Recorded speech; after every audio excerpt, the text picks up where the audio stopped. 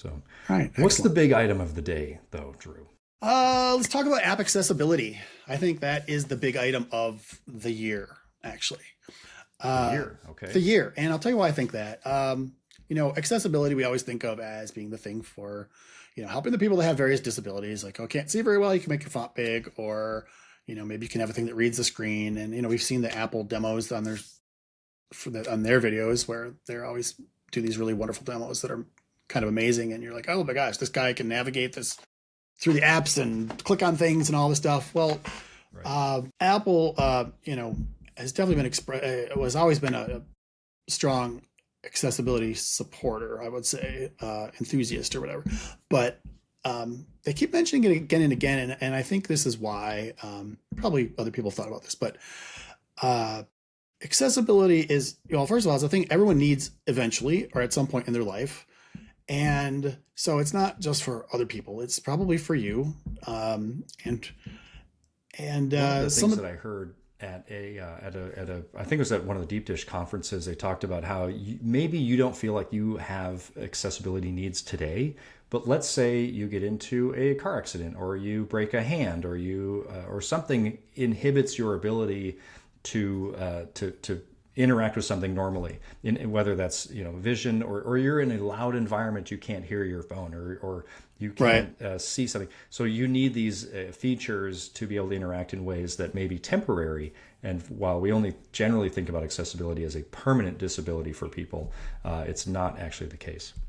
Okay. Yeah. Well, that's a good point. But the angle I'm going to take on it is a little bit different.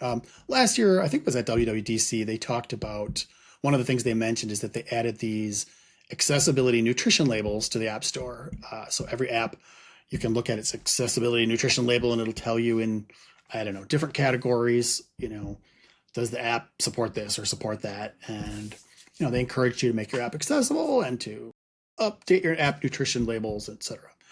I haven't updated any of mine, and I know a couple of my apps are not super accessible, at least in a couple ways. And I know one thing I ran into with the client app was they had a lot of places where they were not using buttons. They were instead using, let's say, a label that you could click on, or an image that had a, like a click handler thing or a tap handler. And those things are not buttons, according to what the accessibility system gives you. If you've never used it, if you go into your Xcode and click on, what is it? I think you click Xcode up in the corner and come down to, what does it say? Tools or something? Developer tools? Anyway, there's a thing under there that is accessibility inspector. I just tried to open mine, but it wants me to update to a new version of Xcode. So I will not tell you that exact path right now. But there's a thing called accessibility inspector that you can click on any window open on your Mac, or go into your simulator and you can see what it sees in terms of what's available there. Like, you can see, oh, there's a text item that says blueberries, and there's a button that says okay, and one that says cancel, and one that says, and you can look at those things. And This is an accessibility inspector within Xcode. with it comes with Xcode. It's actually a separate app, but if you go, okay, here it is. If you click on Xcode menu up on the top menu bar, go down to Open Developer Tool, you have like Instruments, Simulator, Icon Composer, Reality Composer Pro, and then Accessibility Inspector. Yes, yes. And if you click on that, it'll basically, you could choose one app that you want to click on. It'll say select an element to inspect, and you select one, like you click on, your Safari or one app that you're working on, and it'll give you this sort of view of what is, like what the hierarchy of the UI is that can be seen through accessibility. And I was wondering about this recently because here's the spoiler. Accessibility, I think, is going to be the biggest thing this year for sure at WWDC.